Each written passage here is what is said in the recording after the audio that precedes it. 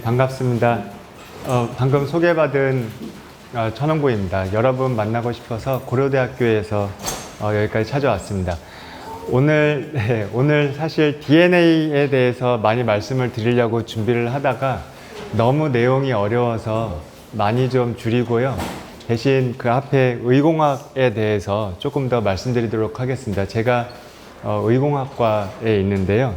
의공학 조금 좀 생소하실 텐데, 의공학의 선구자가 누구인가 생각을 해봤는데, 저는 뭐 저희 생각인데 퀴리 부인이신 것 같아요. 퀴리 부인 하면 여러분 훌륭한 과학자로 많이 기억을 하실 텐데요. 라돈 발견하시고 많은 업적을 남기셨죠. 근데 그런 것 말고도 1차 세계대전 때 퀴리 부인께서 하신 일이 있으세요. 뭐냐면은 전쟁이 나니까 총상을 입은 환자들이 많았을 거 아니에요. 근데 총을 맞았을 때 총알을 빼야 되는데, 수술을 해야 되는데 어디 있는지 모르잖아요.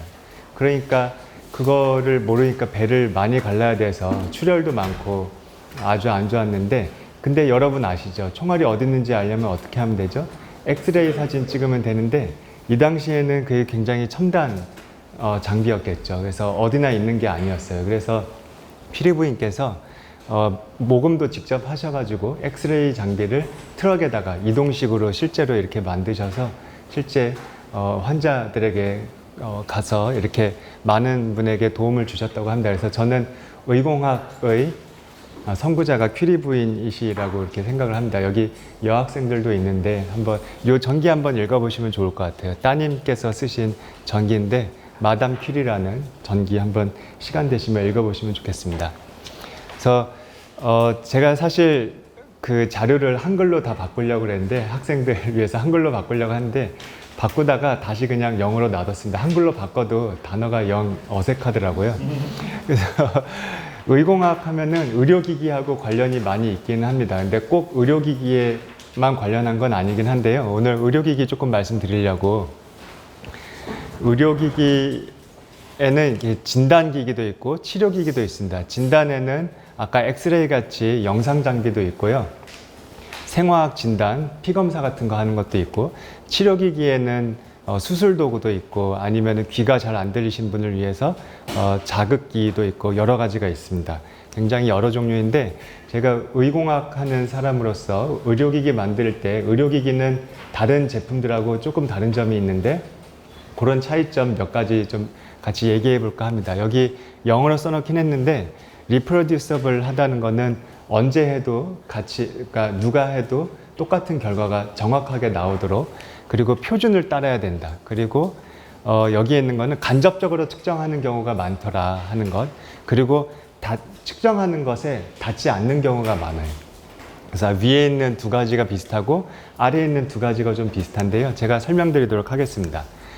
저는 사실 대학교는 전기공학을 전공을 했었어요. 그래서 이런 전기회로가 들어간 거를 가지고 의료기기를 오래전에 만들었었는데요. 이런 거 제가 25년쯤 전에 그때 우리나라에 인터넷이 막 보급이 되던 때였습니다. 그래서 그때 제가 생각하기를 그럼 인터넷이 보급이 되니까 의료 서비스에 뭔가 도움이 되겠다. 그래서 이렇게 비대면 재택 진료하는 거가 집에 이렇게 집집마다 있으면 좋겠다, 그런 생각을 해서 이런 시스템을 만들었었습니다. 그래서 의사하고 환자하고 집에서 이렇게 화상통화하면서 생체 신호 측정도 하고 그런 걸 했었는데, 그래서 여기 한번 잠깐 볼게요. 그 당시에 나왔던 뉴스인데요. 잠깐 같이 보겠습니다. 예방할 수 있는 원격 진료 시스템이 개발됐습니다. 김성환 기자입니다. 지난해 고혈압과 중풍 때문에 고생했던 이 씨는 지금도 갑자기 숨이 차거나 혈압이 오르면 마음이 불안합니다. 그렇지만 얼마 전 원격 진료 시스템을 들여온 뒤부터는 걱정이 크게 줄었습니다. 요즘 이 씨는 혈압이나 혈당과 같은 기본적인 검사를 자신이 직접 한 뒤. 네, 뭐 중간에 끊었는데요. 뭘 보여드리고 싶어서 끊었냐면, 이게 사실 여러 가지 기능이 있는 장비인데, 그러니까 저희가 이거를 처음 만들 때, 이 서비스를 할 때에는 독거노인들을 주로 생각을 했었습니다. 혼자 계신 노인분들, 그리고 그때도 우리나라 인구 구조가 이제 점점 고령화된다고 예측을 할 수 있었기 때문에 그런 걸 만들어야겠다고 생각을 했었는데, 요 촬영할 때 제가 저 자리 옆에 있었어요. 근데 제가 저거를 만들어서 가져갔다가 깜짝 놀랐습니다. 왜냐면은 이 혈당을 측정하는 건데 여기 파란색에다가 피를 묻혀야 되거든요. 근데 눈이 잘 안 보이시니까 다른 데다 묻히시더라고요. 그래서 저때 제가 깜짝 놀랐는데, 근데 저거를 사용자를 탓할 수가 없어요. 근데 누가 해도 쉽게 되는 그런 게 굉장히 중요하거든요. 그래서 의료기기에 그런 어려운 점이 있더라. 그래서 여러 가지 제품을 만들었었는데 사용하기가 그렇게 쉽지 않았던 것 같아요. 노인분들께서. 특히나 표준과 관련해서도 말씀드리면 뭐 이렇게 장비들을 만들었는데 뭐 측정할 때는 앞으로 나란히 정확하게 해야 된다든가, 숨을 내쉴 때 정확하게 코를 막고 해야 된다든가, 아니면은 심전도를 측정할 때 전극을 다 색깔 다 팔다리에 정확하게 해야 된다든가, 이런 거를 다 기대하기가 쉽지가 않겠더라고요. 그래서 이런 거는 노인분들 쓰시기 쉽지 않겠다 해서 나온 개념이 뭐냐면 우리말로 뭐라고 해야 될지 모르겠어요. 무구속 측정, 그런 표현을 하는데요. 내가 어떤 거를 혈압을 내가 꼭 측정해야겠다, 혈당을 측정해야겠다, 그런 생각으로 하는 게 아니라 그냥 일상생활 중에 자연스럽게 측정이 되는 것입니다. 예를 들면 변기에 앉으면 체중을 측정할 수 있고요. 예를 들면 아니면 목욕할 때 심전도 측정을 할 수가 있고, 아니면 침대에 자는 동안에 심전도 측정을 한다든가, 아니면 꼭 그런 대단한 의료기기 또는 그런 측정이 아니라 하더라도 예를 들면 냉장고를 하루에 한 20번씩 여다 드시다가 하루에 한 번도 안 여다 드신다. 그러면 뭔가 식욕이 없으시다는 거잖아요. 그럼 뭔가 좀 이상하다고 생각할 수 있겠죠. 그런 것들에 대해서 하는 것도 생각을 했었습니다. 근데 그럴 때 중요한 거는 이제 표준을 따라야 한다는 것이에요. 아까 뭐 욕조에서 하는 거 아니면 변기에서도 측정할 수 있고, 심지어는 옷을 입고 의자에 앉아서도 측정할 수 있는데요. 그럼 이렇게 신호가 나옵니다. 하지만 이렇게 심전도처럼 보이긴 하지만 사실 이걸로 알 수 있는 거는 별로 많지 않아요. 왜냐면은 심전도를 왜 측정하겠어요? 진단을 하려고 측정하는데, 진단을 할 때 필요한 신호는 이렇게 표준으로 맞춰서 한 그런 것에 의해서 진단을 하니까 요거는 12채널이에요. 근데 이렇게 한 채널 측정한 거에서 진단이 다 되진 않아요. 요즘 스마트워치들이 있지 않습니까? 심전도 측정할 수 있어요. 그러면은 이렇게 뭔가 예쁜 파형이 나옵니다. 하지만 거기서 알 수 있는 거는 그렇게 많지 않더라. 맥박 정도. 그렇게 정확한 진단을 하기에는 충분치 않아요. 왜? 표준을 맞추지 않았기 때문에 그렇습니다. 그리고 다음 거 말씀드릴 텐데요. 직접 측정할 수 없는 경우가 많아요. 그리고 측정하려고 하는 거에 닿지 않는 경우도 있고, 여기 이렇게 써놨는데 A를 알고 싶은데 A를 알 수 없는 경우가 많아요. 그래서 그러면은 A하고 관련이 있는 B는 뭐가 있는가? 그래서 B를 찾을 수 있으면 B는 그럼 측정할 수 있는가? 그럼 B를 측정하고 B로부터 A를 알아내는 거죠. 예를 들면 심박출량을 측정하고 싶다고 생각을 해보세요. 심박출량 측정을 하려고 대동맥을 잘라서 받아서 이거를 잴 수는 없잖아요. 그렇죠? 정확하게 측정할 수 있겠지만 아무도 원치 않겠죠. 뭐 직접 측정하는 건 뭐가 있을까요? 여러분 키 측정할 때는 직접 잴 수 있죠. 몸무게도 직접 측정할 수 있어요. 근데 예를 들면 간의 크기를 측정한다든가, 아니면 간의 부피를 측정할 때는 직접 측정할 수가 없죠. 직접 측정하려면 배를 이만큼 열어야 되잖아요. 별로 원하지 않는 것이죠. 그렇죠? 뭐 여러 가지 그런 예들이 있습니다. 그래서 근데 이거는 비단 의료기기뿐만이 아니라 과학을 하는 데 있어서 많은 경우에 이렇게 우리가 알고 싶은 걸 직접 알기 어려운 경우가 많아요. 그래서 몇 가지 간단한 예를 말씀드릴게요. 뭐 여러분 공상과학 영화에서 뭐 인터스텔라 같은 공상과학 영화에서 다른 행성으로 이주하는 것, 그런 것에 대해서 얘기 들어보신 적 있을 거예요. 그러면은 뭐 우주선 만드는 것도 어렵겠지만 일단 어디로 갈지를 정해야 되잖아요. 어디로 갈지 정하려고 저 밤하늘의 수많은 별들을 쳐다보면 우리가 어느 별로 갈지 저 별 중에 찾을 수 있을까요? 찾을 수 없어요. 왜 찾을 수 없죠? 저 밤하늘에 보이는 별들은 최소한 태양 같은 거예요. 태양 같은 별이니까 저 멀리서도 보이고, 우리는 태양에 사는 게 아니라 지구처럼 행성에 살죠. 행성은 스스로 빛을 내지 않으니까 안 보여요. 그럼 이 안 보인 이렇게 많은 별들에서 아무리 봐도 우리가 찾고 싶은 걸 찾을 수 없고 우리가 찾고 싶은 거는 보이지 않아요. 그러니까 A를 원하는데 A는 보이지 않고 그러면 관련 있는 B가 무엇이 있는가 하는 것을 알아야 되는 것이죠. 아까 도입 강연에서 원심력 설명해 주셨는데 여러분 실에다가 뭐 이렇게 달아서 이렇게 돌려본 적 있으세요? 돌릴 때 여러분 손도 조금씩 이렇게 실에서 구슬이 이렇게 돌아가지만 여러분 손도 돌아요. 왜? 뭐 손이 더 무거우니까 조금 돌고 가벼운 게 더 크게 돌지만 무거운 것도 같이 돌거든요. 그러니까 예를 들면 밀물썰물이 여러분 하루에 몇 번인지 아세요? 2번이에요.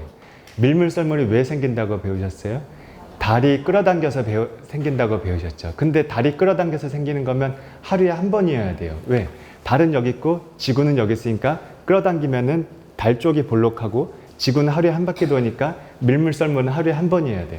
근데 하루에 2번이에요. 왜 2번이겠어요? 지금 말씀드린 것처럼 이것도 원심력 생각하면 달이 이렇게 돌지만 지구도 살살 도는 거예요.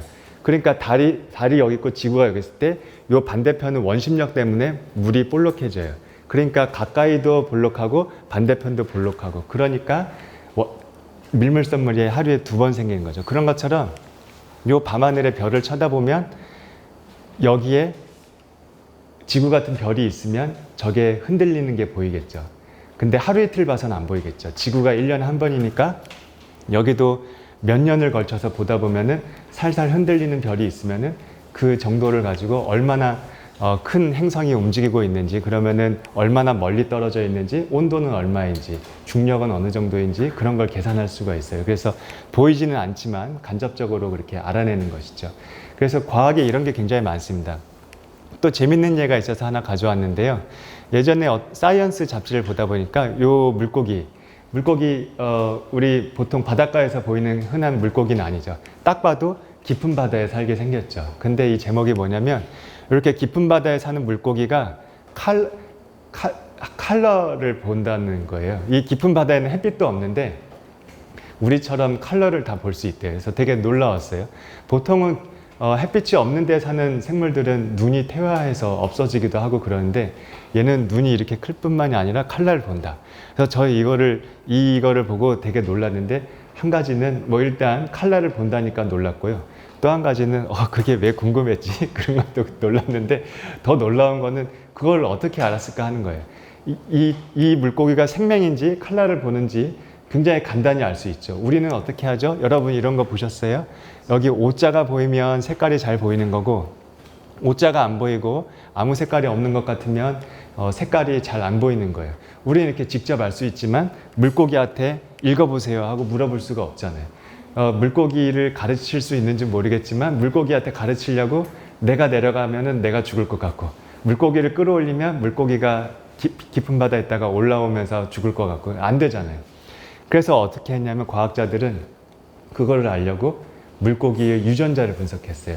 유전자가 뭘 담고 있죠? 결국에 단백질을 인코딩하고 있는 거예요. 이 단백질에 대한 정보를 담고 있어요.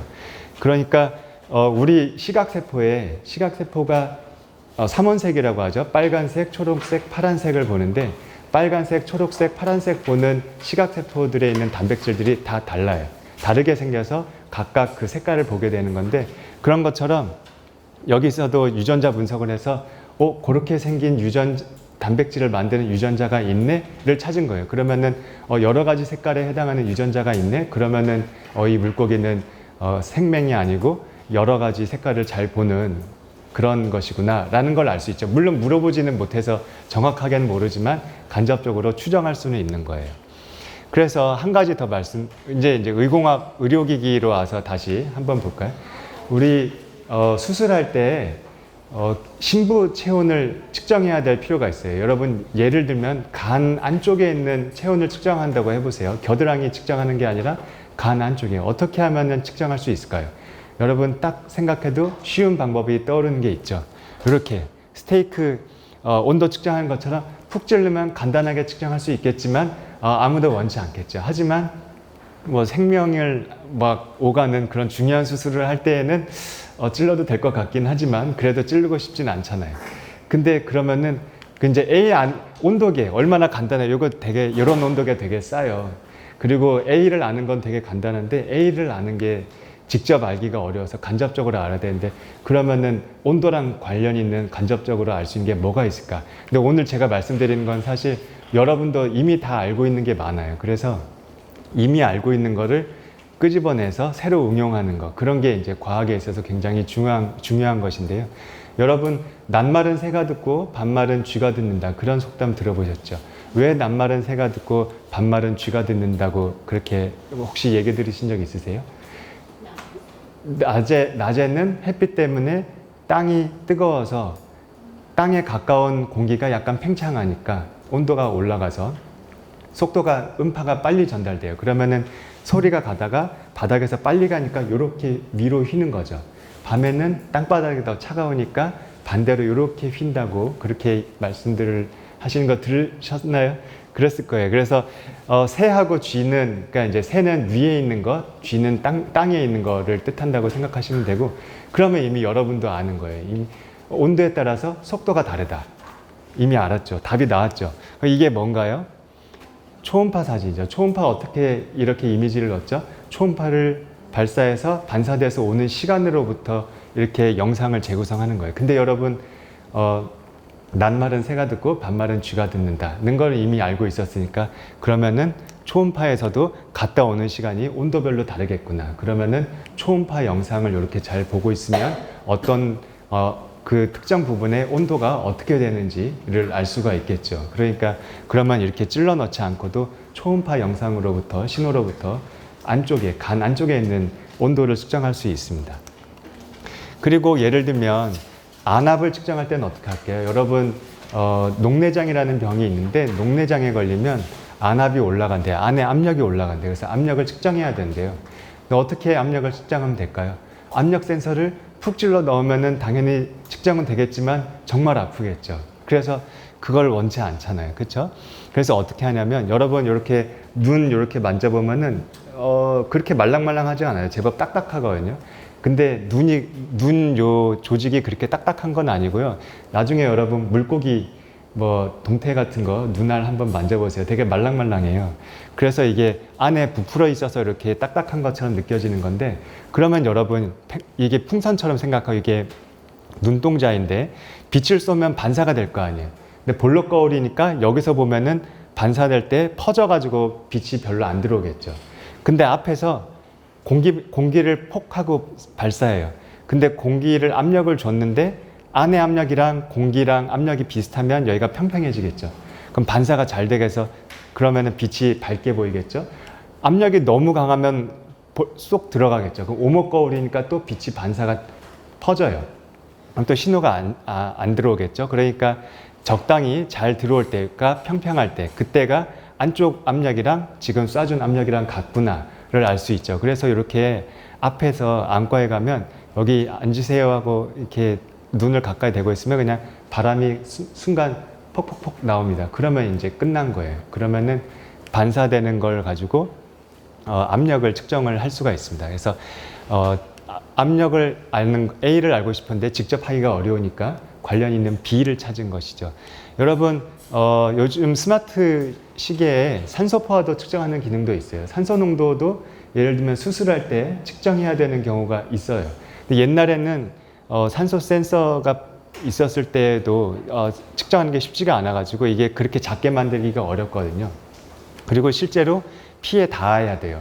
그래서 수술하면서 피를 주기적으로 뽑아가지고 측정을 해야 됐는데 요즘은 그렇게 안 하죠. 어떻게 하는지 여러분도 사실은 이미 익히 알고 있는 내용들일 거예요. 왜냐하면 여러분 코피 색깔 기억하세요? 약간 검은티티, 약간 어두운 색깔이에요. 근데 여러분 동맥혈은 조금 더 선홍색이라는 거 알고 계시죠? 피가 동맥하고 정맥하고 색깔이 다르다는 거 알고 계시죠? 그러니까 이미 알고 있는 거예요. 왜 그러냐면 산소가 헤모글로빈에 붙어서 다니죠, 여러분. 그래서 산소가 붙었을 때 떨어졌을 때 색깔이 달라요. 그러면은 색깔을 보면 산소가 얼마나 붙어 있는가를 알 수 있는 거예요. 그래서 산소 색깔, 그러니까 이렇게 손가락에다가 빛을 비춰가지고 투과되는 색깔을 봐서 간접적으로 산소가 얼마나 있는지 알아내는 그런 기술을 쓰고 있습니다. 그러니까 다 간접적으로 하는 것이죠. 그리고 여기는 이제 잘 닿지 않는 것, 그러니까 측정하려고 하는데 아주 간단한 건데 거기에 닿지 않아서 좀 어려운 점들 과 관련된 건데 내시경이에요. 이거는 예를 들면 위 벽 안을 찍으려고 하는 건데 결국에는 카메라예요. 카메라니까 별로 어려운 거 아니잖아요. 근데 카메라 여러분도 스마트폰 카메라 많이 찍어 보셨을 텐데 간단한데 아주 쉬운 건데 위 안쪽에다가 카메라를 넣어서 찍을 수가 없어요. 그런 이제 의료기기 사람을 대상으로 하다 보니까 이런 차이점이 있습니다. 그래서 저도 이렇게 내시경을 해보면은 막 여기는 별로 이렇게 굵은 것 같지 않은데 제가 체감하는 거는 훨씬 굵어요. 막 입에 들어오면은 이걸 내가 어떻게 삼키지? 그런 생각이 듭니다. 그래서 과학자들이 뭘 만들었냐면 이런 알약 형태를 만들었어요. 그래서 알약을 먹으면 이게 이렇게 뱃속을 쭉 타고 내려오면서 영상을 찍어서 나중에 이제 보여주는 알약입니다. 그런데 사실 이 알약도 그렇게 작진 않더라고요. 그래서 이거 하면 알약 나오면 좋겠다 싶었는데 알약이 이렇다니까 이거 먹으라면 잠깐만 저 그냥 이거 할게요 그럴 것 같기도 하고 이거 하러 갔다가 잠깐만요 다시 알약 먹을게요 그럴 것 같기도 하고 그러니까 사람을 상대로 하니까 이런 별로 어려운 것 같지 않은 측정을 할 때에도 굉장히 어려운 점이 있습니다. 그래서 또 다른 얘기인데 이제 요거는 뭔가요? 아기죠. 엄마 뱃속에 있는 아기인데 경우에 따라서 아기의 피 검사를 해야 될 경우가 있대요. 근데 여기는 지금 아기가 되게 크게 그려져 있는데 이렇게 클 때가 아니라 가능한 작을 때 피 검사를 한다고 하더라고요. 근데 여러분 피 검사도 별로 어렵진 않죠. 여러분도 아마 여러분 피 뽑아 보신 적 거의 없을 것 같은데 병원에 가면 피 이렇게 잘 뽑아 주세요. 금방 뽑는데 근데 그때는 팔에서 피 뽑을 때는 팔이 이렇게 보이잖아요. 근데 아기는 안 보이잖아요.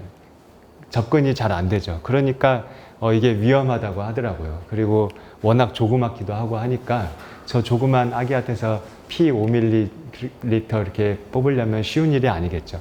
그런데 과학자들이 찾은 게 있어요.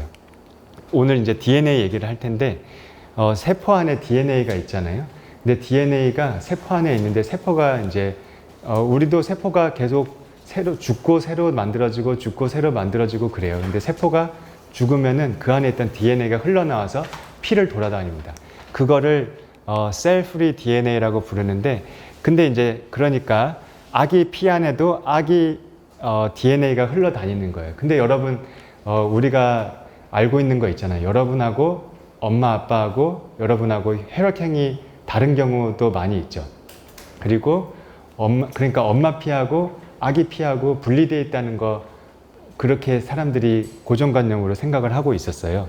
그런데 과학자들이 보니까 아기 피에 있는 DNA가 엄마 몸으로 조금 나오더라 이거예요. 그래서 엄마 피를 뽑아서 DNA를 염기서열 분석을 하면 물론 엄마 DNA가 훨씬 많겠지만 그 안에 아주 조금씩 아기 DNA가 있어서 그걸 분석할 수 있다고 합니다. 그래서 닿지 않는 것에 그러니까 A를 알고 싶은데 A를 알기가 어려울 때 관련 있는 B를 찾는 것 그런 게 의공학에 있어서도 굉장히 중요하고 그리고 과학에 있어서 굉장히 중요한 과정이라고 이렇게 생각이 됩니다. 그래서 이제 DNA 얘기가 나왔는데요. 여러분 DNA에 대해서 잠깐만 얘기를 해볼게요. 우리 아까 선생님께서 말씀해 주신 것처럼 우리 유전자 정보를 담고 있는 게 DNA이지 않습니까? 세포에 DNA가 흩어져 있는 게 아니라 세포핵이라는 또 작은 데 안에 감겨 있어요. 근데 염색체라는 얘기를 들어보셨는지 모르겠는데 요렇게 DNA가 요렇게 뭉쳐서 보이는 건 항상 그런 건 아니고 세포가 하나에서 두 개로 이렇게 늘어날 때 그때 잠깐 보인다고 해요. 평소에는 퍼져 있어서 잘 안 보이고 근데 DNA가 이렇게 이중나선 구조로 돼 있다고 합니다. 근데 이중나선인데 그러니까 두 가닥으로 서로 쌍을 이루고 있는데 DNA가 A, G, T, C가 있다고 해요. 그래서 T하고 A하고 항상 짝이고 C하고 G하고 항상 짝꿍입니다. 그래서 이렇게 되어 있는데 DNA에서 여러분 예전에는 이 얘기 하기가 쉽지 않았는데 mRNA 여러분 mRNA 익숙하게 들어보셨죠? 우리 코로나 때 백신이 mRNA 백신 뭐 그런 말 많이 들어봤잖아요. DNA가 결국에 유전 정보를 담고 있는데 단백질로 직접 가는 게 아니라 mRNA를 거쳐서 단백질로 갑니다. 그래서 뭐 왜 그러냐를 말하기는 왜 과학에서 왜라는 질문은 되게 어려운 질문인 것 같아요. 그래서 왜라고 하기보다는 그러면은 이렇게 한 단계 직접 안 가고 한 단계 거쳐가면은 어떤 장점이 있을까? 뭐 그런 거는 생각해 볼 수 있겠죠. 그래서 왜라기보다는 어떤 장점이 있을까 생각해 보면 DNA는 한 가닥밖에 없잖아요. 한 쌍밖에 없으니까 그 세포는 오래 살아야 되는데 DNA는 하나밖에 없는데 여기서 계속 단백질을 계속 만들다가 요 하나 망가지면은 조금 곤란하잖아요. 그렇죠? 옛날에 저 학교 다닐 때는 카세트 테이프라는 게 있었어요. 그래서 음악 노래가 카세트 테이프에 이렇게 담겨 있었는데 복사가 가능하거든요. 근데 카세트 테이프에서 새로 복사를 하면 괜찮아요. 여기도 복사한 것도 소리가 괜찮아요. 근데 또 복사하잖아요. 그러면 조금 이상해요. 또 복사하면 조금 이상해요. 그럼 100개를 복사한다고 해보세요. 그러면 원본에서 복사하고 또 복사하고 해서 100번째가 되면은 100번째는 소리가 진짜 이상할 것 같아요. 그렇다고 원본에서 100개를 다 만들면 원본이 망가질 것 같아요. 그러면 어떤 거 생각할 수 있을까요? 원본에서 10개만 복사하고 10개에서 또 10개씩 복사하면은 조금 낫지 않을까요? 그렇죠. 그러니까 DNA가 한 쌍이 있는 요 원본이 중요하니까 원본을 놔두고 이렇게 만들고 그 다음에 더 많이 만들면은 원본이 좀 보호가 되는 그런 장점은 있겠다 하는 생각이 들고, 근데 DNA 염기 서열 분석하는 게 그렇게 쉽지 않았어요. 왜냐하면 DNA가 한 칸 한 칸이 0.3 나노미터밖에 안 되는데 1 나노미터는 1 마이크로미터, 1밀리미터는 여러분 어느 정도인지 아시죠? 손톱 두께 정도 1밀리미터인데 1 나노미터는 그거의 100만 분의 1이에요. 근데 그거보다도 더 작아요.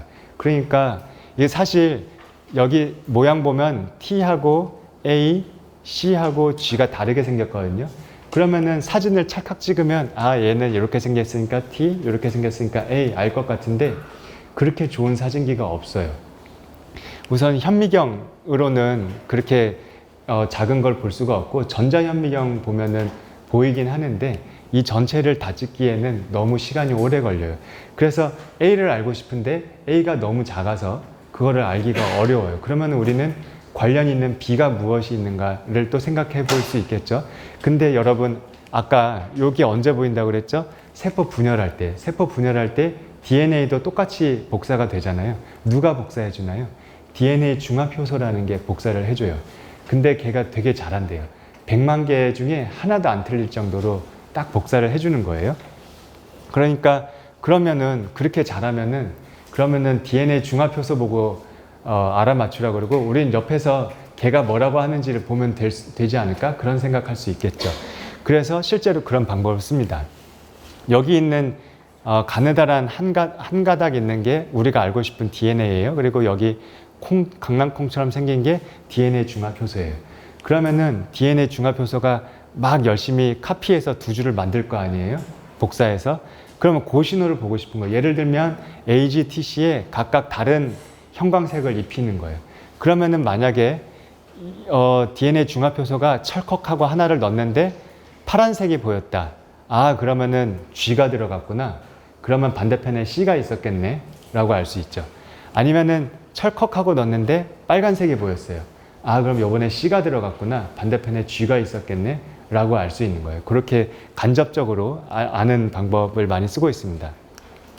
또는 여기 또 비슷한 방법인데 DNA 중합효소가 DNA를 하나 붙일 때 수소이온이 나온대요. 그러면은 산성이 되거든요.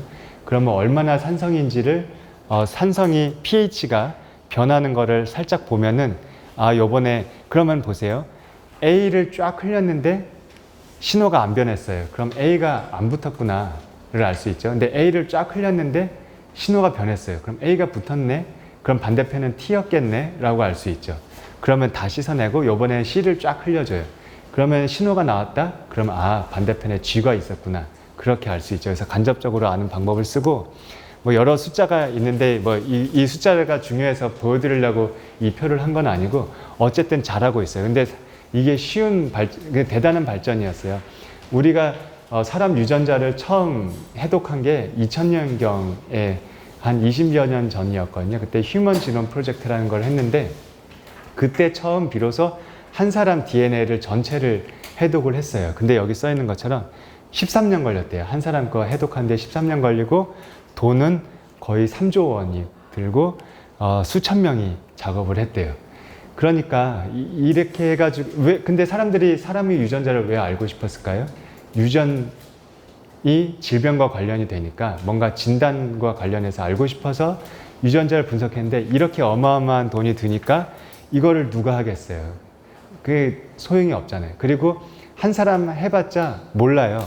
왜? 어떤 유전자가 어떨 때 이 사람은 어떤 병에 걸렸고 또는 어떤 유전자가 어떨 때 이 사람은 어떻고 그런 거를 뭐 10만 명, 100만 명 그렇게 데이터가 있어야 이 유전자는 이런 거구나. 얘가 이렇게 변하면 어떤 질병에 걸리겠구나. 그런 걸 알 수 있잖아요. 그러니까 한 사람 유전자 알아서는 필요 없고 수많은 사람 유전자를 분석해야 알 수 있는데 돈이 이렇게 많이 드니까 안 되죠. 그래서 과학자들이 지난 20년간 굉장히 발전을 많이 시켜서 이제는 한 사람 유전자 보는데 100만 원 정도면 된대요. 그래서 100만 원이면 3조 원에서 100만 원으로 바뀐 거예요. 그러니까 대단한 발전이죠. 근데 100만 원도 사실 비싸잖아요. 그럼 어떻게 더 잘할 수 있는가? 근데 지금 장비들을 보니까 굉장히 기술이 발전했더라고요. 더 이상 잘할 수 있을까 하는 생각이 들 정도로 발전을 했어요.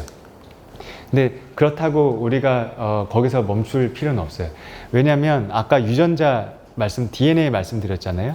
근데 DNA가 우리 사람의 DNA가 세포 안에 있는 게 30억 개라고 합니다. 근데 30억 개인데 그 중에서 진짜 유전자를 담고 있는 부분은 30메가 정도, 그러니까 3천만 개 정도래. 그러니까 1% 정도밖에 안 되거든요.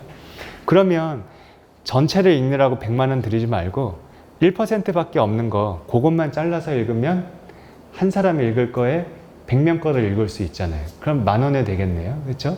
그런 것도 이제 한 가지 방법이겠죠. 그래서 저희가 전체를 읽지 않고 유전자 부분만 잘라서 읽는 거를 개발을 하려고 그렇게 열심히 노력을 했습니다.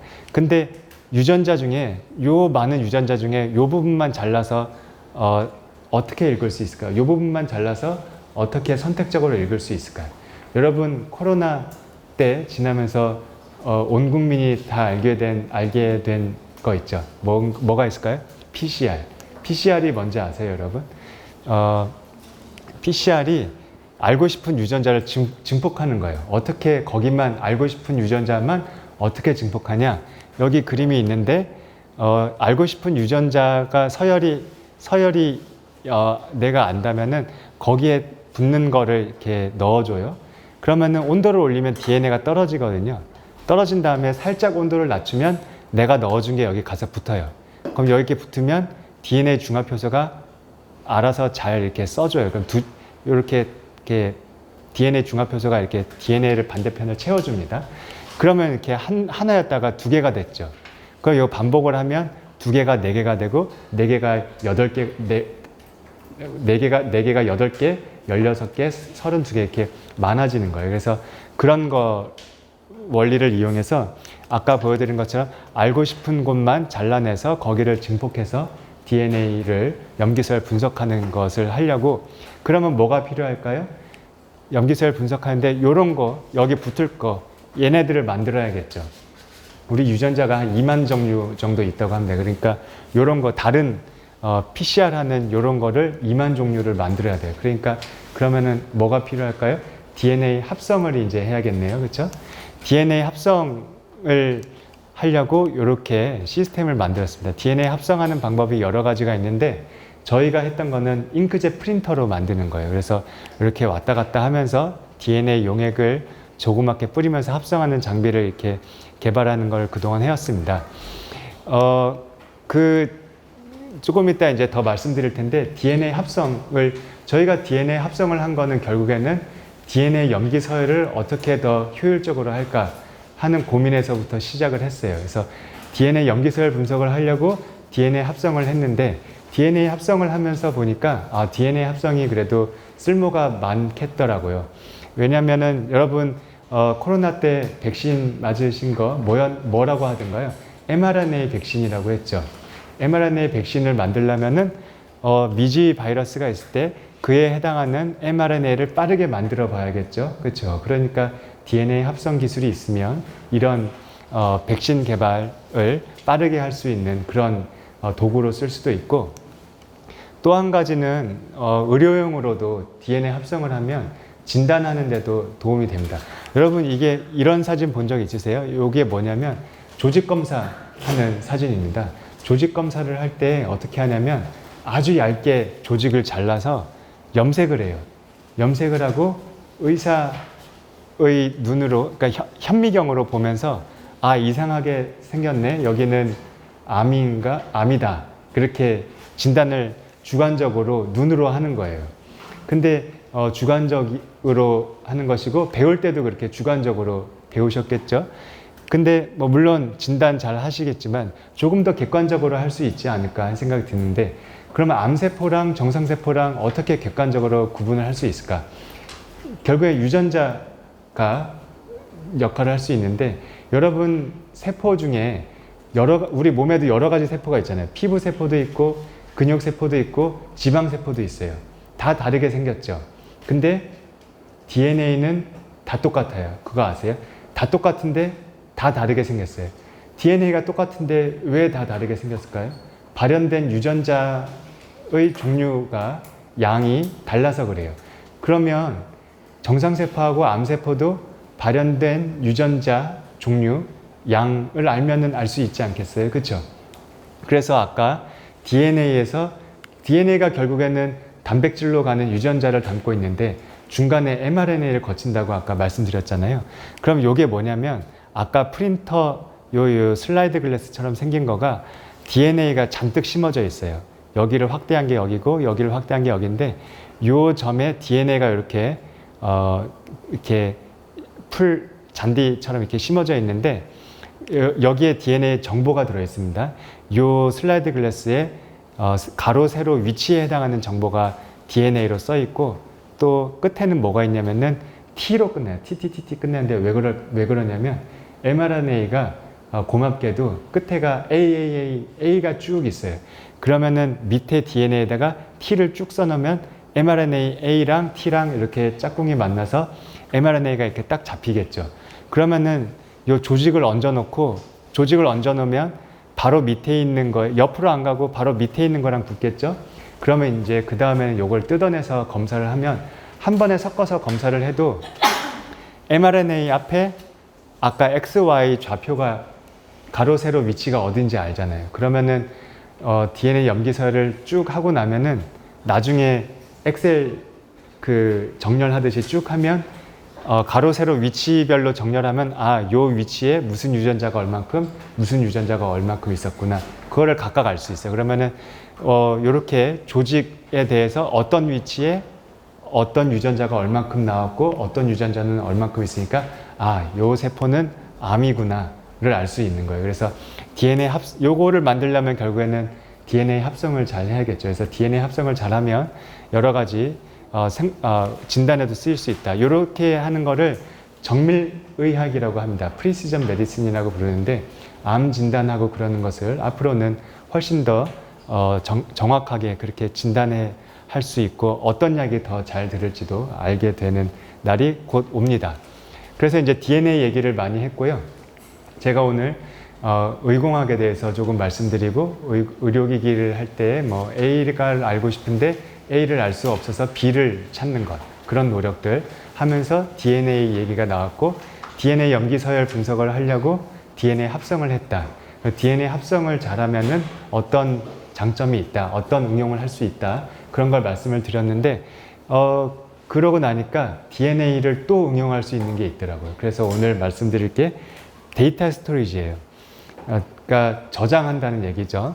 데이터를 저장한다는 얘기인데, 이 얘기가 왜 나오기 시작했냐면, 여러분도 유튜브, 인스타그램 그런 데서 동영상 많이 보시죠. 너도 나도 동영상을 막 올려요. 오늘 요 강의도 유튜브에 올라간대요. 그러니까 동영상이 용량이 크거든요. 근데 막 너도 나도 막 올리니까 사람들이 예측을 해보니까 한 20년 뒤에는 엄청난 양의 데이터가 필요하대요. 저장을 할 데이터 뭐 예를 들면 하드디스크 같은 게 필요하다고 합니다. 근데 생각을 해보니까 요때 데이터가 요만큼 생길 것 같은데 요거를 예를 들면 USB 메모리 같은 거 아니면 컴퓨터에 있는 노트북에 있는 SSD 그런 데다 담으려고 보니까 플래시 메모리를 만들려면 반도체 공정으로 만드는데 반도체를 만들려면 뭐가 필요하죠? 실리콘 웨이퍼가 필요하죠. 근데 사람들이 계산을 해보니까 요만한 데이터를 담으려고 하면 실리콘 웨이퍼가 이만큼 필요한데 그때 실리콘 웨이퍼 생산량을 생각해 보니까 100만 배 모자란다는 거예요. 그러면은 어떡하지?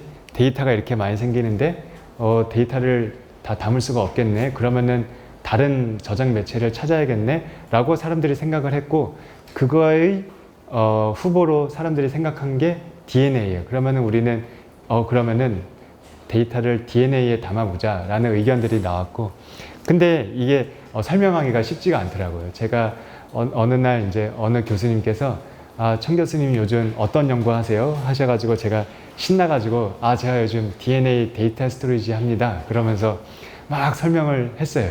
그때 제가 설명을 다 하고 나니까 그 교수님께서 그래서 그거를 내 몸에 넣겠다는 거예요? 라고 물어보시더라고요. 그래서 그거 아닌데 그랬어요. 근데 사실은 생명체에 넣겠다는 그런 생각을 가진 과학자들도 있더라고요. 이게 뭔가요? 여기 상어, 조금 이상하게 생긴 상어인데 일반적인 우리 그 바다에 사는 게 아니라 깊은 바다에 사는 심해상어래요. 과학자들이 좀 걱정이 많은 과학자들인 것 같아요. 여러분, 요거는 뭔지 아세요? 이게 종자를 보관해 놓은 곳이라고 하더라고요.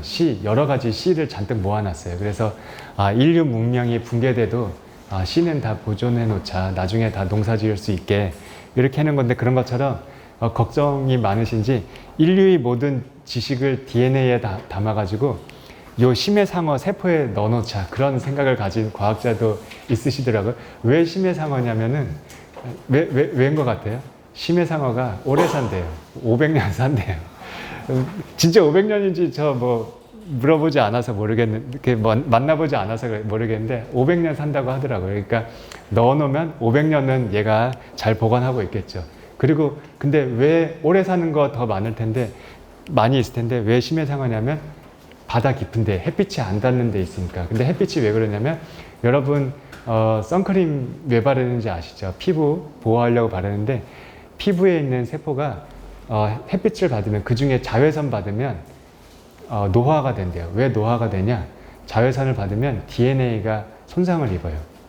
그래서 DNA가 끊어져 가지고 손상이 되면서 이제 잘못돼서 노화가 생기기 시작하는데 요 상어는 바다 깊숙이 사니까 햇빛도 없으니까 그러면은 손상도 안 받겠구나, 잘 보존이 되겠구나 해서 여기다가 담으려는 그런 과학자들도 있으신데 오늘 얘기하는 DNA 데이터 스토리지는 우리 몸하고 관련이 있는 게 아니에요. 아까 제가 카세트 테이프 얘기했잖아요. 카세트 테이프에 이렇게 테이프 긴 데에 음악이 순차적으로 들어있어요. 그것처럼 DNA 아주 가느다란 실 같은 DNA에다가 순차적으로 내가 쓰고 싶은 데이터를 쓰는 거예요.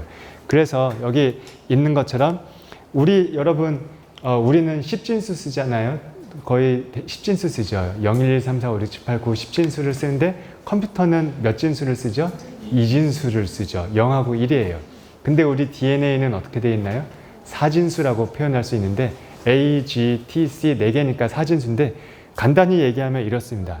예를 들면 디지털 데이터가 있는데 00을 A, 01을 G, 10을 C, 11을 T 이렇게 바꿀 수 있죠. 그러면 데이터를 변환해서 디지털 데이터가 있는 거를 DNA로 합성을 해요. 그러면 데이터 저장이 되는 거죠. 그리고 이제 DNA를 갖고 있다가 원하는 DNA를 꺼내서 염기서를 분석해요. 그럼 그게 데이터를 읽어드리는 거죠. 그러면은 어느 AGTC 서열이 뭔지 알고 그거를 다시 우리 디지털 신호로 바꿔주는 거. 이렇게 하는 이런 과정이 DNA 데이터 스토리지이고, 그러니까 데이터 쓰는 거는 DNA 합성이고 DNA 염기서열 분석은 데이터를 읽는 것이라고 생각할 수 있겠죠. 그래서 DNA 장점이 여러 가지를 얘기할 수 있는데 한 가지는 우리 아까도 말씀드렸듯이 우리 몸 안에 있는 세포 안에 있는 세포 핵 안에 있는 DNA가 30억 개 DNA를 갖고 있다고 말씀드렸잖아요. 30억 개인데 AGTC 그 작은 그렇게 1마이크로 2마이크로 되는데 30억 개 그러니까 3기가거든요. 3기가인데 아까 보니까 AGTC가 2비트씩이잖아요. 그럼 3기가니까 6기가 비트예요. 6기가 비트가 우리 세포 안에 그 작은 데 들어있어요. 그러니까 저장 용량이 굉장히 크다는 얘기죠. DNA가. 그리고 또 한 가지 장점으로 얘기를 하는 게 보관이 오래된대요. 우리 하드디스크나 플래시 메모리 같은 거는 뭐 100년쯤, 뭐 10몇 년 지나면 데이터가 지워지기 시작한다고 하더라고요. 근데 여러분 컴퓨터 사용할 때 데이터가 갑자기 지워져서 난감했던 경험은 없을까요? 그거는 왜냐면 컴퓨터가 전원이 켜 있으면 계속 0은 0으로 1은 1로 제대로 계속 써줍니다. 그래서 사용하는 동안에는 데이터가 이상하게 되지는 않는데 보관하고 있으면 데이터가 지워져요. 근데 DNA는 오래 간다고 하는데 여러분도 이미 이 영화 보셨나요? 주라기 공원에 보면 주라기 공원에서 공룡을 어떻게 만들었죠? 물론 영화지만 이거 사실은 아니고 영화지만 어떻게 됐냐면 모기가 공룡 피를 빨았는데 하필이면 공룡 피를 빨자마자 호박에 갇혔어요. 그래서 수천만 년 지나서 과학자가 이 안에 있는 모기 안에 있는 공룡 피를 꺼내서 DNA 염기서열 분석을 해서 공룡을 복원했다. 그런 거죠. 그러니까 그 얘기가 뭐예요? 아, 그럼 DNA가 되게 오래 보관되나 보다 라고 생각할 수 있겠죠. 실제로 뭐 공룡까지는 아니지만 여기 뭔가요? 매머드. 네. 요거는 실제로 복원하려는 노력을 과학자들이 실제로 하고 있어요. 왜냐면은 여기도 약간 눈 내리는 것처럼 보이네요. 추운 데 살았다면서요. 그래서 맘모스가 죽은 다음에 얼음에 갇힌 채로 묻힌 경우가 많이 있대요. 그래서 지금도 뭐 알래스카, 시베리아 그런 동토에 맘모스가 언채로 마치 냉동실에 있는 고기처럼 그런 상태로 발견이 된대요.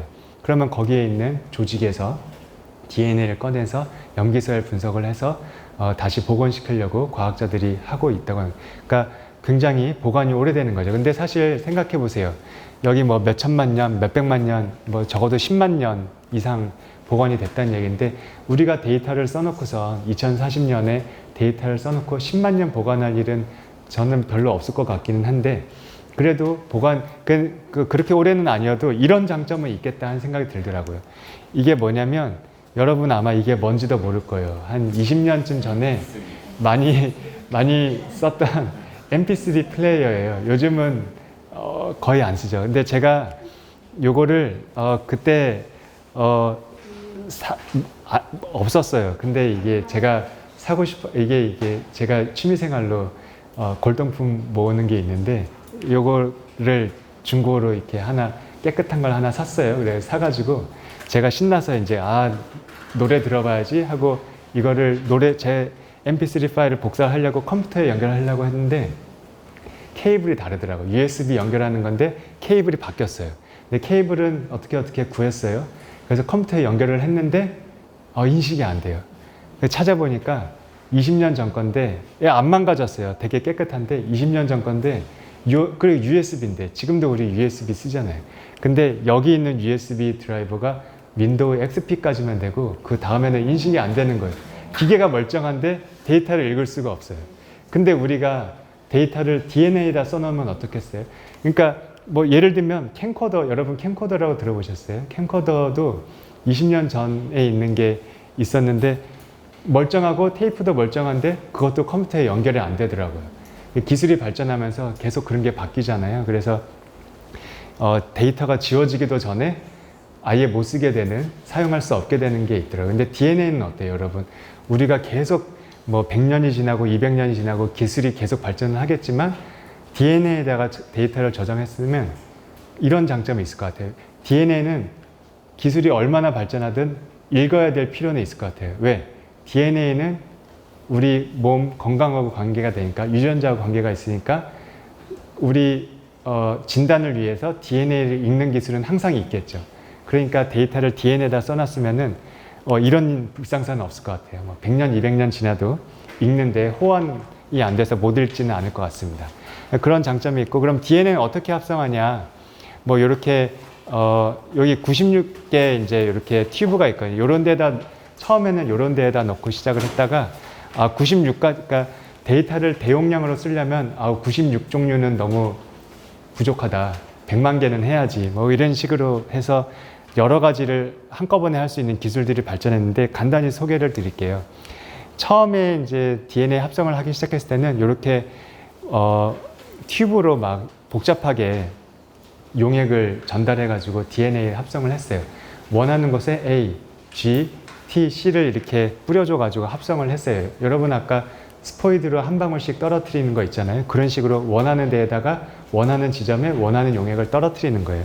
근데 이렇게 해서는 많이 못 만들겠더라. 그래서 사람들이 생각한 게 아까 제가 보여드린 것도 그렇지만 여기 이제 세계에서 가장 앞선 회사인데 잉크젯 프린터로 만들어요. 여기 보시면 아까 제 거보다 훨씬 좋아 보이네요. 그래서 밑에 슬라이드 글래스가 있는데 잉크젯 프린터로 잉크젯 프린터로 이제 지금 색깔을 다르게 표현했는데 요 색깔이 그러니까 A, T, G, C라고 생각하시면 돼요. 그래서 A를 하고 싶은 곳에는 거기다 이렇게 뿌려주는 거예요. 그래서 각각 다른 위치에 계속해서 한 번 뿌리는 게 아니라 한 번 뿌린 다음에 그러면은 한 층이 된 거죠. 2층, 3층, 4층, 5층 이렇게 쌓아 올리면은 원하는 데이터를 쭈르륵 쌓아 올릴 수가 있는 거죠. 잉크젯 프린터로 이렇게 하는 것도 있고 또는 이렇게 반도체 기술을 써서 조그만 전극을 써서 하는 것도 있어요. 조그만 전극을 만들어서 전압을 걸어가지고 DNA가 전압이 걸린 데만 DNA가 와서 붙게 할 수 있어요. 여기 보시면 아주 작은 전극인데 이렇게 전압을 걸어준 것만 DNA가 붙어요. 그러면은 A를 쫙 뿌려주고 요번에 A를 쌓고 싶은 데만 전압을 걸어주면 A가 거기에 붙고 그리고 씻어낸 다음에 C를 쫙 뿌려주고 요번에 C를 붙이고 싶은 데에다 전압을 걸면 거기에 C가 붙고 그런 거예요. 그런 기술도 있고 또는 빛을 받으면은 거기에만 DNA가 붙게 할 수도 있어요. 그러면은 요렇게 요번에는 T를 여기에만 붙여야겠다. 그러면 T를 여기에만 비춘 다음에 T를 쫙 뿌려주면 거기에만 T가 붙고 씻어낸 다음에 또 A를 붙이고 싶은 데다가 빛을 붙여서 이렇게 반복하면 DNA를 합성할 수가 있어요. 그래서 굉장히 발전을 많이 했는데 여기 글씨가 많이 써 있는데 이걸 자세히 읽으시라고 써놓은 건 아니고 굉장히 발전을 많이 했어요. 정말 잘한다 그렇게 발전을 했는데 아직 충분치 않아요. 아까 DNA 데이터 스토리지를 사람들이 왜 얘기하기 시작했다고 말씀드렸죠? 데이터 양이 굉장히 많아진대요. 앞으로 20년쯤 지나면 데이터가 굉장히 많아지는데 그거를 하드디스크 또는 플래시 메모리에 담을 수가 없어서 그래서 DNA에다 담자 했는데 제가 계산을 해봤어요. 세계에서 가장 앞선 회사의 DNA 합성 그 기술로 하면은 그 2040년 데이터를 담는데 어느 정도 돈이랑 시간이랑 그런 게 필요할까 계산을 한번 해봤는데 전 세계 사람들이 1년에 버는 돈이 10경 정도래요. 제가 대충 찾아보니까 10경이 얼마인지 모르시죠? 1억 원이 10,000개 있으면 1조고 1조가 10,000개 있으면 경이고 그래요. 상상이 안 가는 돈인데 10경 정도라고 합니다. 그러면은 제가 10경 얘기하니까 합성 비용이 꽤 비싸구나 일단 감이 오셨죠. 근데 2040년에 필요한 데이터를 DNA를 합성을 하려면 지금 기술로 전 세계 GDP를 기준으로 8천억 년 어치 돈이 필요해요. 그러니까 지구 역사가 45억 년이라고 하더라고요. 그러니까 지구 역사를 180번 반복할 만큼 전 인류가 돈을 벌어서 숨만 쉬고 먹지도 않고 돈을 모으면 1년치 데이터를 합성할 수 있는 거예요. 안 된다는 얘기 같잖아요. 그렇죠? 시간도 마찬가지예요. 시간도 기계를 100만 대 만들어서 한꺼번에 합성하면 얼마 걸릴까 계산해 보니까 그것도 한 2천억 년 정도 시간이 걸리더라고요. 안 된다는 얘기죠. 그리고 아까 합성할 때 씻어낼 때 아까 보여드린 그런 합성은 화학 합성하는데 아세톤 같은 걸로 씻어요. 유기용매. 아세톤 뭔지 아시죠? 매니큐어 지울 때 쓰는 그런 알코올 같은 거거든요. 근데 요 합성을 하려고 그 아세톤을 그 같은 유기용매를 얼마 쓰는지 계산을 해보니까 2040년 1년치 데이터를 쓰려면은 지구 바닷물 240배 정도 되는 아세톤 같은 게 필요하겠더라고요. 안 된다는 얘기죠. 그러니까 DNA 데이터 스토리지가 아직까지 바로 앞에 와 있진 않아요. 근데 또 여기서 한 가지 생각해 볼 게 있어요. 아까 DNA 합성 말씀드린 건 화학 합성인데, 화학 합성 아까 뭐 잉크젯으로도 하고 반도체 기술로도 하고 빛을 쏴서도 하는데, 근데 아까 말씀드린 것처럼 돈도 어마어마하게 많이 필요하고 시간도 오래 걸리고 그리고 환경오염 문제도 있고 그래요. 근데 여러분 어떤 생각이 들어요? 그거 뭐 어려운가? 내 몸 안에 있는 세포는 잘 쓰는 것 같은데 아까 100만 분의 1도 안 틀리고 잘 쓴다고 했잖아요. 그쵸? 그리고 우리 세포는, 사람 세포는 하루에 한 번 정도 분열할 수 있대요. 그러면 하루에 그 작은 세포 안에서 DNA 중합 효소가 하루에 우리 세포에 DNA가 얼만큼 있다고 그랬죠? 30억 개. 그게 30억 개가 6기가비트 정도 데이터라고 그랬잖아요. 그 작은 세포에서 6기가비트를 하루에 다 쓴대요. 그러면은 그러면 이렇게 생각해 볼 수 있지 않을까요? 그러면은 어렵게 화학 합성하지 말고 그러면은 DNA 중합 효소를 쓰면 되지 않겠냐. 걔는 수용액이죠. 물에서 하잖아요. 수용액이니까 아세톤 같은 것도 필요하지 않죠. 그러니까 그럼 여러모로 좋겠는데 단백질 그러니까 DNA 중합 효소라면 좋겠는데 라고 생각할 수 있는데 여기 좀 문제가 있어요. 왜냐면은 우리 세포에 있는 DNA 중합 효소는 어떻죠? 베껴 쓰기만 할 줄 알아요. 내 몸에 있는 DNA를 똑같이 베껴 써서 세포가 두 개 될 때 요 세포 DNA가 똑같게 하는 게 DNA 중합 효소잖아요. 근데 우리가 원하는 건 뭐예요? 계속 다른 정보를 쓰는 걸 원하잖아요. 그래서 이런 DNA 중합 효소는 없을 것 같은데 안 되겠는데 생각이 드는데 과학자들이 또 그런 걸 찾았어요.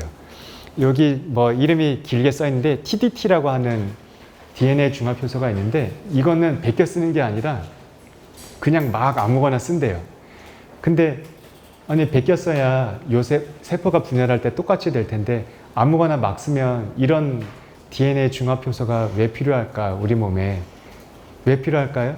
여러분도 이미 답을 알고 있을 것 같아요. 왜냐하면 여러분 코로나 때 백신 맞으셨을 때 그 mRNA 백신 맞았을 때 백신을 우리가 왜 맞죠? 항체 생기라고 맞죠. 그렇죠? 항체가 이제 처음 들어온 미지의 거의 바이러스에 대응하기 위해서 항체가 생기잖아요. 근데 그 항체 뭐예요? 그 항체 누가 만들어요? 결국에 그 항체를 만드는 DNA가 있어야 되는데 걔는 뭐예요? 내 몸 안에 정보가 없었던 거잖아요. 바이러스가 처음 들어온 거잖아요. 코로나 바이러스가 처음 들어오잖아요. 근데 그거에 대해서 어떻게 만들겠어요? 처음에 갖고 있지 않았는데. 그러니까 우리 면역 반응에서 그런 걸 만들려면 계속 이것저것 막 아무거나 써보고 끼워 맞춰보고 하는 게 필요하겠죠. 그런 역할을 하는 게 TDT예요. 그래서 얘는 한 줄로 막 아무거나 계속 막 써봐요. 그러다가 이제 지금 들어온 바이러스하고 맞는 게 생기면 이제 그것만 계속 만들어내는 것이죠. 그래서 이런 역할을 하는 특별한 효소가 있구나라는 걸 과학자들이 알게 됐어요. 그래서 그러면은 이거를 이용하면은 원하는 서열을 쓸 수 있겠네 라고 생각할 수 있겠죠. 그래서 이런 게 가능합니다. 그래서 여기에 슬라이드 글라스에 이렇게 했고 TDT라는 효소를 뿌리면서 빛을 비춰가지고 이렇게 원하는 곳에 아까 빛을 비춰서 원하는 곳에 하는 그런 기술 말씀드렸잖아요. 그 기술하고 같이 써서 빛을 비춰서 원하는 곳에 원하는 DNA가 효소로 붙을 수 있게 이렇게 데이터를 저장할 수 있게 그런 기술이 만들어졌습니다. 그래서 그거를 되는 걸 보이려고 여기 악보가 있죠. 그럼 악보 데이터를 변환을 해서 이렇게 염기 서열로 변환한 거를 써놓고 이거를 DNA 합성을 해요. DNA 합성을 해서 보관을 했다가 꺼내서 DNA 염기 서열을 분석을 해서 그걸 다시 악보로 변환을 해서 소리가 나오면 무슨 소리가 나올까요? 이 악보를 읽을 수 있는 친구 있을까요? 이게 뭐일 것 같아요? 요거를 해서 DNA에다가 넣었다가 빼면은 요런 되게 간단한데 이런 게임에 나오는 이런 음악이 나왔습니다. 그래서 네네네 맞아요. 네 마리오 게임이죠. 그래서 뭐 짧은 데이터지만 어쨌든 데이터에다가 DNA에다가 내가 원하는 걸 쓰고 다시 꺼내는 게 가능하다 하는 것을 말씀드렸습니다. 그래서 오늘 말씀드린 게 의공학 기술 발전하는 것 필요한 어떤 사고방식이 중요한가 그런 거 조금 말씀드렸고 그러면서 DNA 말씀드리고 DNA로 데이터를 저장하는 것까지 말씀드렸어요. 그래서 오늘 의공학 말씀드렸는데 의공학이 뭐냐 생물이나 또는 의료 진단 같은 데 있어서 아직 풀리지 않은 문제들을 풀 수 있도록 과학하고 공학 기술을 적용해서 그럼 풀어내는 게 의공학인데 여러분 너무 어렵게 생각하실 필요 없어요. 우리가 이미 알고 있는 거 많아요. 아까 제가 설명드린 예들도 보면 이미 여러분 알고 있는 지식이 많지 않던가요? 근데 그거를 그런 쪽으로 응용하는 거, 그거는 이제 열린 마음이 필요한 것이죠. 그래서 한 가지 예만 보여드리고 마치도록 하겠습니다. 여러분 물방울이 이렇게 있네요. 요렇게 물방울이 이렇게 퍼지면은 이 표면이 친수성이라고 그러죠. 이렇게 동글동글하게 있으면 소수성이라고 그런다. 관계가 소원한 건가 보죠. 물하고. 그래서 이렇게 차이가 있는데 이렇게 소수성인 표면에다가 전압을 걸면 물방울이 어떻게 되냐면 그러니까 퍼지고 이렇게 동글동글 친수성, 소수성인데 소수성으로 해놓고 물방울이 이렇게 있었는데 밑에다가 전압을 걸면 어떻게 되느냐? 물방울이 이렇게 움직입니다. 그러면은 의공학 하는 사람이 물방울 움직이는 거를 왜 만들었을까 하면은 여러분 아까 스포이드로 물 한 방울 떨어뜨리는 실험 해보셨잖아요 전에. 그거 이제 뭐 화학 실험할 때도 생물 실험할 때도 하는 게 거의 그런 거예요. 너무 어렵게 생각할 필요 없어요. 원하는 데에다가 원하는 시약을 조금 원하는 만큼 떨어뜨리고 섞어서 거기서 조금 더 꺼내서 다시 다른 데 섞고 그런 거예요. 그럼 지금 조그맣게 만들었지만 저거를 넓적하게 만들어서 물방울이 막 왔다 갔다 서로 왔다 갔다 할 수 있으면 요 시약이랑 요 시약이랑 여기서 만나서 섞이게 하고 또 물방울을 잘라내서 요 시약이랑 또 만나서 섞이게 하고 그러면은 그게 결국엔 아까 손으로 스포이드로 하는 실험을 할 수 있는 것입니다. 근데 여러분 이런 거 재밌네 이런 걸 알았으면은 여기서 멈추지 말고 한 가지 더 생각해 보실 수 있을 것 같아요. 이것도 사실은 다 아는 건데 이게 뭔가요? 예, 전기차예요. 전기차는 모터로 돌아가죠. 모터는 어떻게 돌아가죠? 전기를 가하면 모터가 돌아가는데 이것도 여러분 아시죠? 모터를 돌리면 전기가 나오는 것도 알죠. 그렇죠? 전기를 넣으면 돌아가는데 내가 돌리면 전기가 나와요. 이거는 뭐냐면 뭐 펠티어라고 이름이 붙은 건데 얘는 전류를 흘리면 여러분 뭐 반도체 냉각 방식 정수기 뭐 그런 광고 보셨나요? 그게 이거예요. 전류를 흘리면 한쪽은 차갑고 한쪽은 뜨거워져요. 근데 얘도 한쪽은 차갑고 한쪽은 뜨겁게 해주면은 전기가 나와요. 그리고 아까 중간에 보여드린 초음파 영상 장비 그건 어떻게 하나요? 전기를 걸면 초음파가 발사돼요.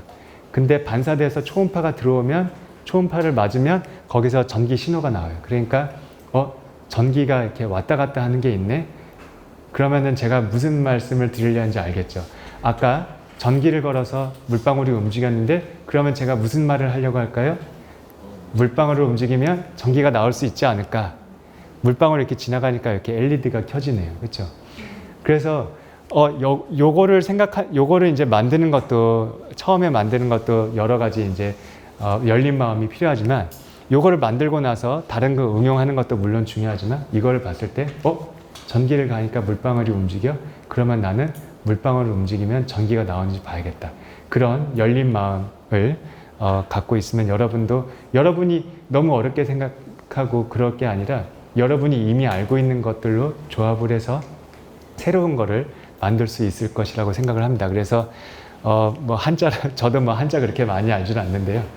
뭐라고 써있냐면 과학기술로 홍익인간을 이라고 썼어요. 여러분 단군 할아버지께서 나라를 세우셨을 때 널리 사람을 이롭게 하라라고 그렇게 말씀하셨다는데 여러 가지 길이 있겠죠. 홍익인간이 여러 가지 길이 있는데 중요한 방법 중에 하나가 저는 과학기술이라고 생각하고 여러분처럼 과학에 또는 기술에 관심 있는 학생들이 열심히 관심 갖고 노력해 주시면 좋겠다는 생각과 함께 오늘 설명 마치도록 하겠습니다. 감사합니다.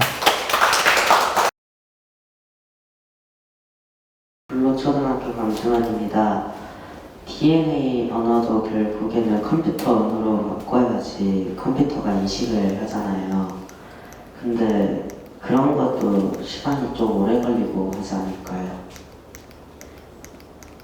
네, 좋은 질문인데요. 아까 말씀드린 것처럼 요 디지털 데이터를 이렇게 변환을 하고 합성하고 여기도 시간이 많이 걸린다고 그랬죠. 물론 여기 DNA를 보관했다가 DNA를 읽어서 거기서 끝나지 않고 디지털 데이터로 다시 바꿔야겠죠. 근데 AGTC로 있는 거를 01010011 뭐 이렇게 바꾸는 거는 그거 자체는 오래 걸리지 않는데 DNA 염기 서열 분석 자체는 시간이 오래 걸릴 거예요. 왜냐하면 아까도 말씀드렸지만 우리 사람 DNA 전체 분석하는 거 하루에 그러니까 100만 원 정도 들고 하루면 다 된다고 하거든요. 근데 하루 정도 시간은 걸리니까 엄청난 양의 데이터를 읽으려면 시간이 오래 걸리긴 합니다. 근데 지금 기술로는 읽는 것보다 쓰는 게 10만 배 느리고 10만 배 비싸요. 그러니까 읽는 것도 물론 아직까지 더 발전해야겠지만 쓰기가 굉장히 더 중요하다 그렇게 생각을 하고 있습니다. 발전을 더 해야 된다. 이렇게, 예. 교수님, 그러면 제가 궁금한 게 있어서 제가 개인적으로 질문 드리고 싶은데요. 바이오 의공학부에서 어떤 인재상을 필요로 하는지 그것이 조금 궁금합니다. 예, 의공학이라는 학문 분야가 언제 생겼는지 저도 정확히는 모르겠는데 제가 처음에 보여드린 것처럼 제가 생각하는 의공학의 처음 선구자는 이제 퀴리 부인이라고 저는 생각을 하는 것이고요. 근데 의공학이 발전된 그런 걸 보면은 주로 전기를 한 분들, 전기 전공, 기계 전공 한 분들이 많았어요. 그래서 의공학 처음 응용 중에 중요한 응용 중에 하나가 인공심장이었어요. 왜 인공심장이었는지 뭐 여러 가지 이유가 있겠지만 인공심장이 조금 인공간은 정말 어려울 것 같지 않아요? 인공뇌 정말 어려울 것 같지 않아요? 근데 인공심장은 이렇게 박동하는 거니까 이거 할만하다고 생각했던 것 같아요. 그래서 이 박동하는 거를 자동으로 이렇게 박동기를 만드는 거니까 전기 또는 기계 하신 분들이 많이 하셨는데 요즘은 굉장히 범위가 넓어져서 조직공학 또는 뭐 여러 가지 세포를 가지고 하는 것들, 화학과 관련된 것들 그런 게 굉장히 많아요. 그래서 오늘 보여드린 DNA도 그렇고 그래서 의공학은 굉장히 분야가 넓어요. 그래서 뭐 아까 의료기기, 진단기기, 치료기기도 말씀드렸지만 분야가 굉장히 넓어서 한 가지만 하는 건 아니고 여러 가지를 이제 융합해서 하는 것이어서 다방면에 관심이 있고 그런 게 좋겠다는 그런 생각이 듭니다. 그러니까 사실 DNA가 요즘 교과과정 제가 조금 보니까 고등학교에서도 그렇게 많이 깊이는 안 배우는 것 같더라고요. 그래서 오늘 여러분들이 조금 더 잘 이해하실 수 있게 준비하느라고 약간 쉽게 준비한다고 했는데 조금 어려우셨을 수도 있을 것 같은데 굉장히 열심히 들어주고 막 필기도 열심히 해주고 그래서 굉장히 설명하면서 1시간 정도 설명하면서 되게 기쁘게 신나게 이렇게 수업할 수 있었습니다. 네, 고맙습니다.